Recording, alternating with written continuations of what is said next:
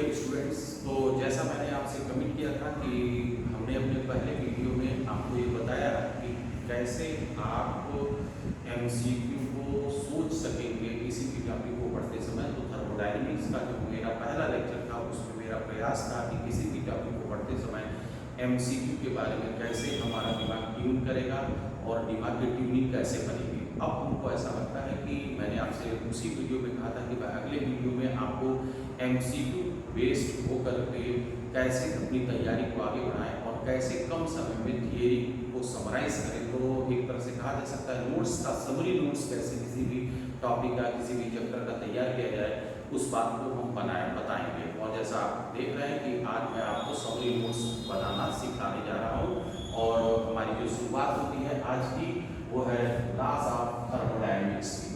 Loss of thermodynamics का जो summary notes है जो कि एमसीक्यू के लिए काफी हेल्पफुल होगा वो मैंने आपके सामने रखा है। और इस एमसीक्यू बेस्ड जो थियरी है समरी तरह से हमने डेवलप किया है, इस पर बेस्ड हमारी एमसीक्यू प्रॉब्लम्स भी तैयार हैं। इस वीडियो के बाद हम उसको भी अपलोड आपके सामने करेंगे।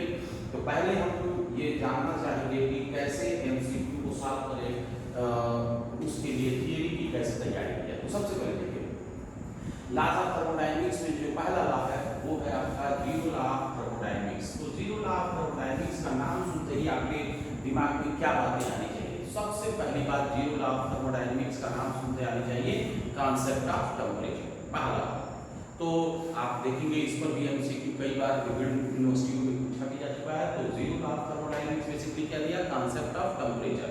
ये एक टेम्परेचर नाम की प्रॉपर्टी को इंट्रोड्यूस करता है। जो टेम्परेचर नाम की प्रॉपर्टी ये डिफाइन करती है कि कोई बॉडी अपने नेबरिंग बॉडी के साथ थर्मल इक्विलिब्रियम में है या नहीं है। ओके, तो what is the statement of zero law of thermodynamics? इसके स्टेटमेंट को भी सीधे तौर पर कई बार एमसीक्यूज में देखा गया है। तो आप क्या कहता है ये जीरो लॉ ऑफ थर्मोडायनेमिक्स? तो ये जीरो लॉ ऑफ थर्मोडायनेमिक्स कहता है कि if two systems are separately in thermal equilibrium with a third system then surely both the systems are in thermal equilibrium with each other. Okay, तो अगर कोई दो system separately किसी तीसरे system के साथ थर्मल इक्विलिब्रियम में है तो निश्चित तौर पर आप कहेंगे कि सिस्टम ए भी सिस्टम बी के साथ थर्मल इक्विलिब्रियम में होगा। इसको आप बहुत छोटे से डायग्राम की मदद से आप समझ सकते हैं। मैं आपको बताऊं तो मान लीजिए कि ये आपका एक सिस्टम हो गया, ये आपने देखा ये सिस्टम ए हो गया, ये सिस्टम बी हो गया, ये आइसोलेटेड वॉल है, बाकी सारी वॉल जो है आइसोलेटेड है, ये भी वॉल आपकी आइसोलेटेड है और ये आपका सिस्टम सी हो गया। तो उस कहने का मतलब क्या है कि अगर सिस्टम ए सेपरेटली सिस्टम सी के साथ थर्मल इक्विलिब्रियम में है, सिस्टम बी सिस्टम सी के साथ सेपरेटली थर्मल इक्विलिब्रियम में है, तो निश्चित तौर पर सिस्टम ए और सिस्टम बी भी आपस में थर्मल इक्विलिब्रियम में होंगे। ऐसा करना है जीरो लॉ ऑफ थर्मोडायनेमिक्स का। Okay, so this zero law of thermodynamics only introduce the property of temperature which define whether or not system is in thermal equilibrium with its neighboring system. Okay, अब बात आती है कि अगर कोई दो system एक दूसरे के साथ थर्मल इक्विलिब्रियम में नहीं है तो क्या होगा? तो आप पाते हैं कि अगर कोई दो सिस्टम एक दूसरे के साथ थर्मल इक्विलिब्रियम में नहीं है तो जब वो दोनों एक दूसरे के कांटेक्ट में आएंगे तो निश्चित तौर पर किसी एक सिस्टम से दूसरे सिस्टम में हीट जाएगी। किस सिस्टम से किस सिस्टम में हीट जाएगी इस बारे में कोई भी जानकारी जीरो लॉ ऑफ थर्मोडायनेमिक्स नहीं दे पाया। तो अब बात होती है कि हीट का आदान प्रदान होगा। तो पहले हमको यही समझने की जरूरत है कि हीट क्या है। तो आप देख सकते हैं heat is defined as energy in transit. जो एनर्जी ट्रांजिट होती है वही क्या है? हीट है। अब बात आती है कि ठीक है, अब कोई भी सिस्टम थर्मोडायनेमिक्स के लिहाज से कब इक्विलिब्रियम में कहा जाएगा? तो आप कह सकते हैं कि a system is said to be in thermodynamic equilibrium if it follow the following three equilibrium condition. First is mechanical equilibrium, second is thermal equilibrium, third is chemical equilibrium. Mechanical equilibrium का मतलब क्या हुआ? No net force acting on any part of the system. Okay, उसी तरह से बात आती है thermal equilibrium, no temperature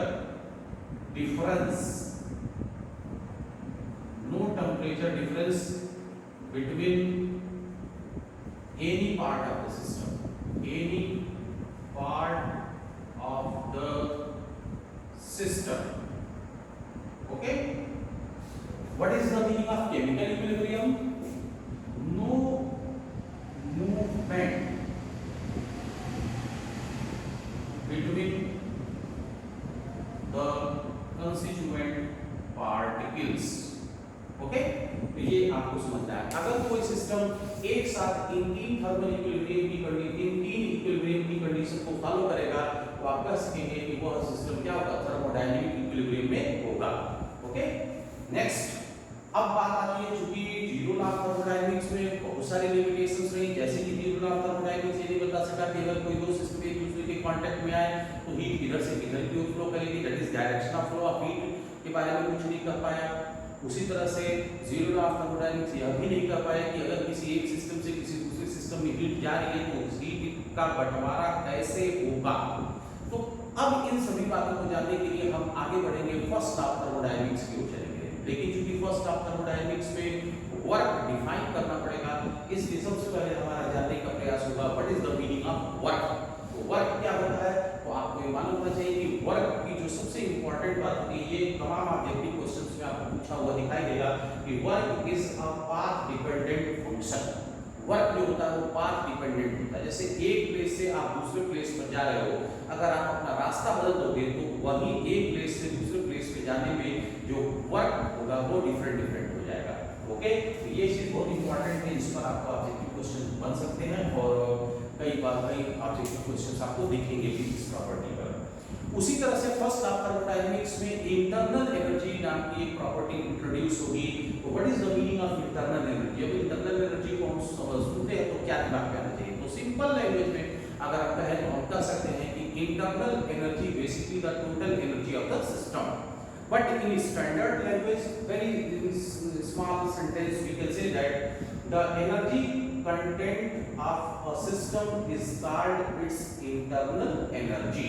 energy का जो भी कंटेंट किसी सिस्टम में है वही उसकी क्या है, इंटरनल एनर्जी है। तो वर्क और इंटरनल एनर्जी को अब हम जान चुके हैं और तब हम पढ़ते हैं फर्स्ट लॉ ऑफ थर्मोडायनामिक्स की ओर। तो फर्स्ट लॉ ऑफ थर्मोडायनामिक्स का नाम सुनते ही आपके दिमाग में क्या आना चाहिए, कंजर्वेशन ऑफ एनर्जी, मतलब एनर्जी कंजर्वेशन। ये तुरंत दिमाग में आपके आना चाहिए जैसे ही हमारे पास ये नाम सुना जाए फर्स्ट लॉ ऑफ थर्मोडायनामिक्स। क्यों इसको कहा गया, कंजर्वेशन ऑफ एनर्जी को ये फॉलो करता है। इस बात को समझने की ओर चले तो स्टेटमेंट बहुत याद करने की जरूरत नहीं है, बस इतना दिमाग में मोटा मोटी आप बैठाइए कि फर्स्ट लॉ ऑफ थर्मोडायनामिक्स ने क्या कहा कि जब कोई हीट किसी सिस्टम को दी जाती है तो उस दी गई हीट का बंटवारा उस सिस्टम में मुख्य रूप से दो पार्ट में होता है। पहला सिस्टम की इंटरनल एनर्जी को इंक्रीज करने में और दूसरा सिस्टम के द्वारा किए गए एक्सटर्नल वर्क में। क्या स्टेटमेंट है फर्स्ट लॉ का? कहा जाता है कि if a small amount of heat is given to a system then this heat is used in two ways. First part of heat is used to increase the internal energy of the system and rest amount of heat is used in doing external work। तो अगर आप कहते हैं कि किसी system को आपने small amount of heat दिया dq और इस dq हीट को देने से सिस्टम की इंटरनल एनर्जी में जो इंक्रीमेंट हुआ वो है du और जो एक्सटर्नल वर्क हुआ वो dw, तो du और dw का जब हम सम करेंगे तो वह सम किसके बराबर आएगा, dq के बराबर आएगा। तो एक तरह से देखिए जितना आपने दिया उतने का आपको हिसाब मिल गया, इसलिए हमने कहा कि कोई भी एनर्जी लॉस नहीं हुई। एक चीज मैं फिर यही रिमाइंड आपको करा दूं कि जब भी हम थर्मोडायनामिक्स पढ़ते हैं तो थर्मोडायनामिक्स में कंडक्शन और रेडिएशन को हम निग्लेक्ट करके चलते हैं, अदरवाइज हम ये इस बात नहीं लिख पाएंगे। ओके, अब बात आती है कि यह फर्स्ट लॉ ऑफ थर्मोडायनामिक्स कहां-कहां लगाया जा सकता है या कहां-कहां पाया जा सकता है। तो आप एक सिंपल तौर पर याद रखिएगा कि first law of thermodynamics is equally applicable in all the processes by which system undergoes any physical और केमिकल चेंजेस। किसी भी प्रोसेस में first law of thermodynamics applicable होगा अगर उस प्रोसेस के थ्रू सिस्टम में कोई भी फिजिकल या केमिकल चेंज हो रहा हो। तो आप देख सकते हैं फिजिकल या केमिकल चेंज हो रहा हो। दूसरा, जैसा मैंने आपको पहले बताया था कि फर्स्ट लॉ ऑफ थर्मोडायनामिक्स ने क्या किया था, इंटरनल एनर्जी को इंट्रोड्यूस किया। तीसरी बात, इस फर्स्ट लॉ ऑफ थर्मोडायनेमिक्स की क्या लिमिटेशंस रही? तो सबसे बड़ी limitations first law of thermodynamics की यही रही कि जो dq का बंटवारा du और dw में हुआ, how many amount of heat is used to increase the internal energy and how many amount of heat is used in doing external work. It does not say about first law of thermodynamics. First law of thermodynamics कुछ नहीं कर पाया कि dq का कितना portion du बना और कितना पोर्शन dw बना. ओके, अब इंटरनल एनर्जी में यही से अगर सवाल बने तो एक और इंटरनल एनर्जी को पर्टिकुलर जाकर के एमसीक्यू बहुत अच्छा बन सकता है कि इंटरनल एनर्जी क्या पाथ पर डिपेंड करती है या नहीं. तो उसका जवाब दे सकते हैं आप. Internal energy will be the function of state. Internal energy state का फंक्शन है. अगर आप एक स्टेट से दूसरे स्टेट में जा रहे हो तो इंटरनल एनर्जी बदल जाएगी. अर्थात कि अगर आप एक प्लेस से दूसरे प्लेस पर जा रहे हैं तो इंटरनल एनर्जी चेंज होगी. चाहे रास्ता कोई आप अपनाइए, किसी भी रास्ते से जाएंगे तो इंटरनल एनर्जी में जो चेंज होगा वो सेम होगा. ओके, बहुत साफ बात समझ सकते हैं. Internal energy will be the function of state. इसको अगर हर्डलिंग फील करना हो तो आप एक छोटा सा उदाहरण बहुत ही आप समझ सकते हैं कि अगर आप एग्जामिनेशन हॉल में गए और एग्जामिनेशन हॉल में आपका जो सीटिंग अरेंजमेंट में सीटिंग प्लान है वो फर्स्ट बेंच पर है, तो आपके अंदर जो फीलिंग आ रही है वही आपकी इंटरनल एनर्जी को रिप्रेजेंट कर रही है. और दूसरे दिन एग्जामिनेशन हॉल में गए और अब आपकी जो सीटिंग अरेंजमेंट में सीट है वो कहीं बीच में या कहीं पीछे जाकर के है, तो आप देख सकते हैं केवल आपकी पोजीशन बदली. एग्जामिनेशन हॉल सेम है, इन्विजिलेटर है, लेकिन आपको फीलिंग क्या हो गई? बदल गई. तो आप समझ सकते हैं कि आपकी पोजीशन बदली, स्टेट बदला तो तुरंत आपकी इंटरनल एनर्जी क्या हो जाएगी? बदल जाएगी.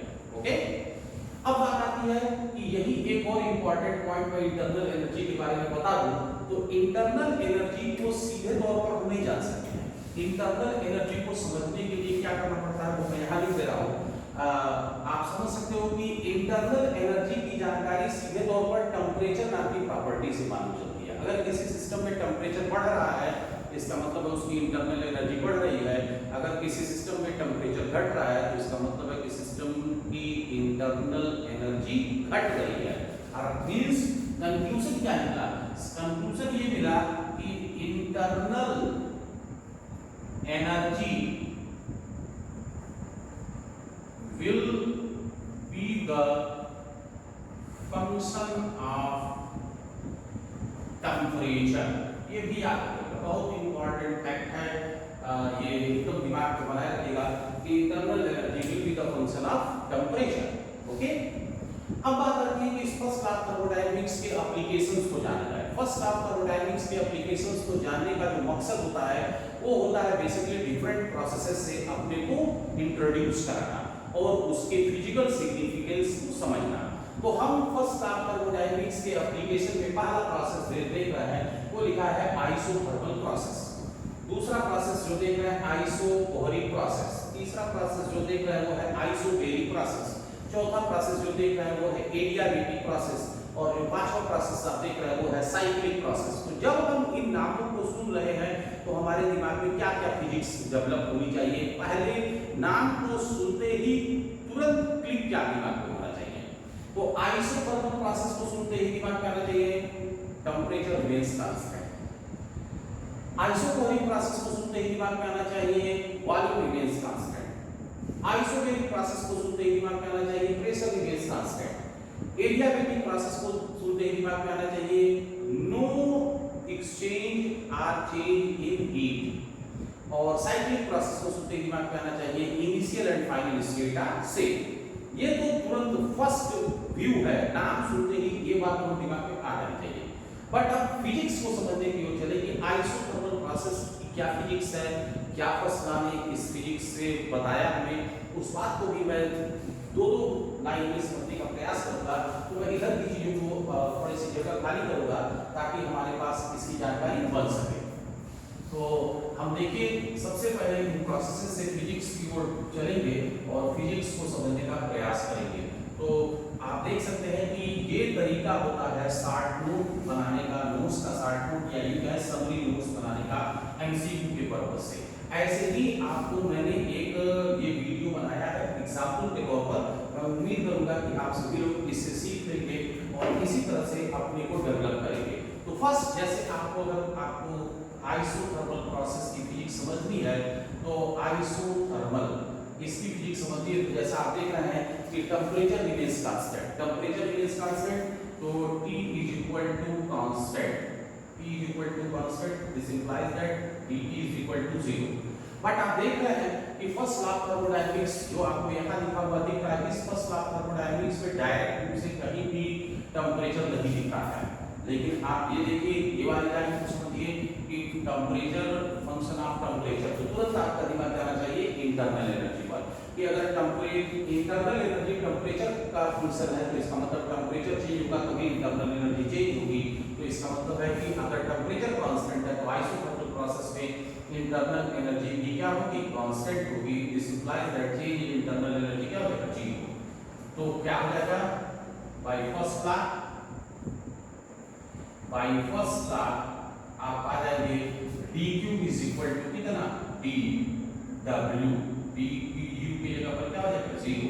क्या फिजिक्स निकल के यहां से आई, यहां से फिजिक्स निकल के आई, that is total amount of heat, total amount of heat is used in doing external work। Okay, सारी की सारी हीट जो भी आपने सिस्टम को दिया वो तो एक्सटर्नल वर्क में खत्म हो गई। ये फिजिक्स निकल के आया। तो आपको ये कंक्लूजन आपको दिमाग में रखना है, क्योंकि अब आपको ऑब्जेक्टिव पूछा जाएगा तो आपको ऑब्जेक्टिव में ऐसे ही प्रश्न पूछे जाएंगे कि इन आइसोथर्मल प्रोसेस, तो आपको ये क्या करना है, temperature remains constant, internal energy remains constant.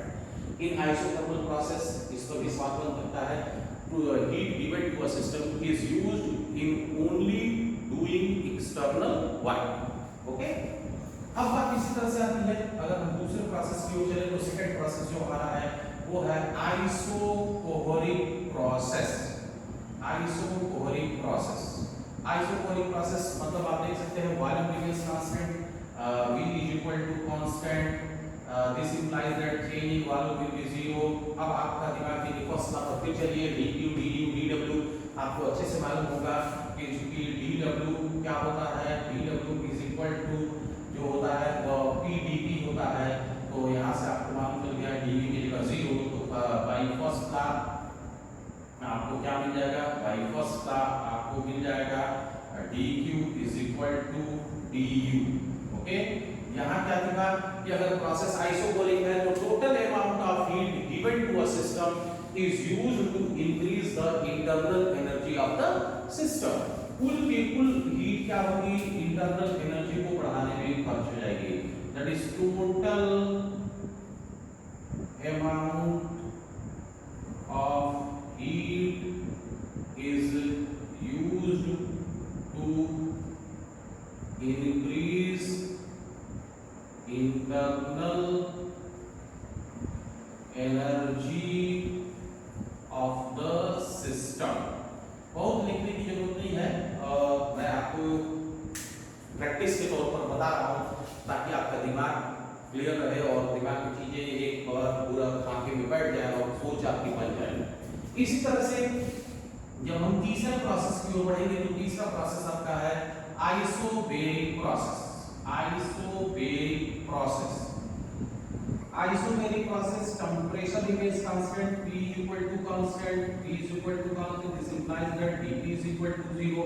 अब आप देख सकते हो dP इज इक्वल टू 0 होने से फर्स्ट लॉ ऑफ थर्मोडायनामिक्स के फॉर्म पर कोई असर नहीं पड़ेगा।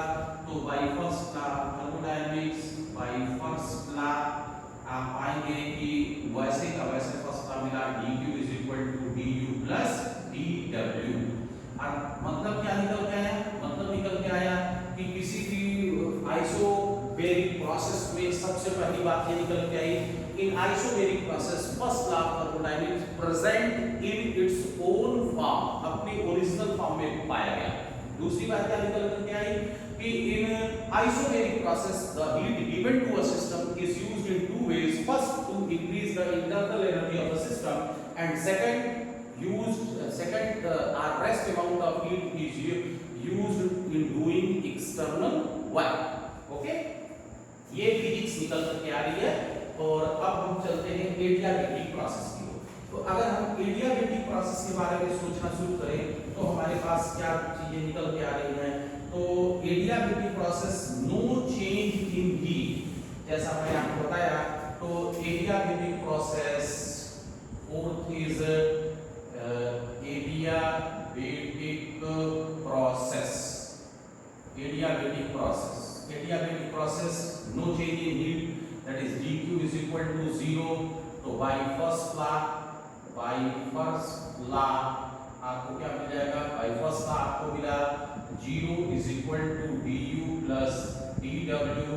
this implies that du is equal to minus dw। ये आप देखो आपको मिला du is equal to minus dw, means क्या हुआ कि जितना इंटरनल एनर्जी सिस्टम की खर्च होगी उतना ही वर्क होगा। माइनस साइन देखो ना लगा हुआ है, तो ये माइनस साइन बता रहा है कि जितना इंटरनल एनर्जी खर्च होगी उतना ही वर्क होगा। तो इसका मतलब क्या निकल के आया कि work done at the cost of internal energy, that is work at the cost of internal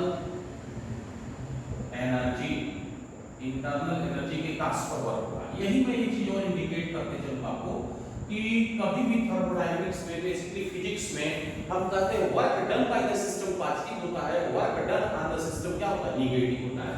मैं एकदम क्लियर कर देता हूं यहां, work done by the system,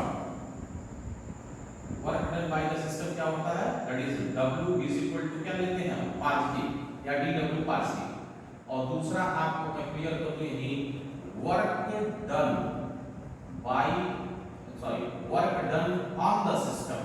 अगर हम बात करें ऑन द सिस्टम तो क्या होता है, W is equal to negative. मतलब work done on the system मतलब एक तरह से उधार, और work done on the system मतलब उधार, work done on the system उधार लेना, और work done by the system मतलब उधार देना। तो जो उधार लेता है, जैसे कोई व्यक्ति आपसे 100 रुपया लिया तो वो 100 नहीं दिया, वो -100 ले रहा है, आप +100 तब ना आपने उसकी मदद की। तो एग्जैक्टली वही चीज यहां चलती है इजीली। अब आप इसी तरह से अगर अगले पार्ट पर चले और लास्ट को देखें तो पांचवा है आपका साइक्लिक प्रोसेस। साइक्लिक प्रोसेस में जैसा आप देख रहे हैं, साइक्लिक प्रोसेस में आपने देखा कि साइक्लिक प्रोसेस में इनिशियल एंड फाइनल स्टेट से मैंने बार-बार इंडिकेट किया इंटरनल एनर्जी पर कि internal energy basically the function of state. इसका मतलब है कि अगर इनिशियल और फाइनल स्टेट से मैं आपकी पोजीशन जो प्रारंभिक थी और अंतिम पोजीशन में कोई चेंज नहीं हो रहा है, इसका मतलब है कि आपकी इंटरनल एनर्जी में कोई भी चेंज नहीं होगा। मींस क्या समझ में आना चाहिए कि cyclic process that is internal energy will remains constant. This implies that du is equal to 0। तो बाय फर्स्ट लॉ क्या मिल गया, बाय फर्स्ट लॉ आपको जानकारी मिली कि dq is equal to dw। मतलब क्या हुआ, साइक्लिक प्रोसेस में जो भी आपने हीट दिया वो टोटल के टोटल हीट क्या हुई, वर्क में खर्च हो गई। तो इस तरह से आपने पांचों प्रोसेस से 5 ऑब्जेक्टिव नहीं बल्कि 10 ऑब्जेक्टिव को समझा। पहला तो इनका नाम सुनते ही कौन कौन सी फिजिकल क्वांटिटी आपके दिमाग में आ जानी चाहिए, और दूसरा इन पांचों क्लासेस की लास्ट लाइन की फिजिक्स क्या निकल के आई। तो हमारे पास जानकारी मिली क्या, आइसोथर्मल प्रोसेस में आपने जाना dq is equal to dw, मतलब total amount of heat is used in doing work, ये दिमाग में फीड होना चाहिए।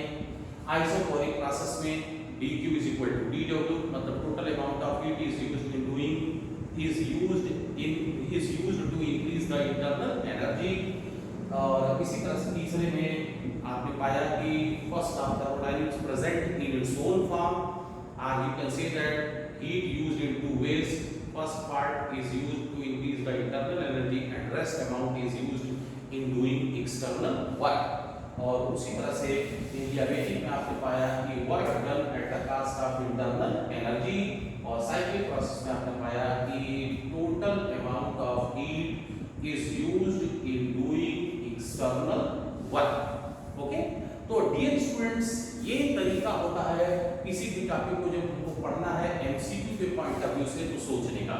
आपने देखा कि ये लगभग 40% जो चैप्टर का पोर्शन था वो मैंने आपको 20 से 25 मिनट में पूरा का पूरा बहुत ही निरान भाव से बता दिया और बिल्कुल मुख्य बातों को रख लिया। अब ऐसे अगर आप एक एक चैप्टर की समरी बनाएंगे तो पूरा का पूरा जो नोट्स समरी नोट्स है आपका एक चैप्टर का निश्चित तौर पर हार्ड में 4 से 5 पेज में आ जाएगा और आप एग्जामिनेशन के 2 दिन पहले आसानी से तीनों पेपर पढ़ करके एग्जामिनेशन हॉल में जा पाएंगे। तो इस लेक्चर में इतना ही। इसके आगे की बची हुई चीजों को हम अगले लेक्चर में जानेंगे, शॉर्ट नोट्स कैसे बनाया जाए और फिर हम इसके ऊपर एमसीक्यू को आपको देंगे। आज के लिए इतना ही, धन्यवाद।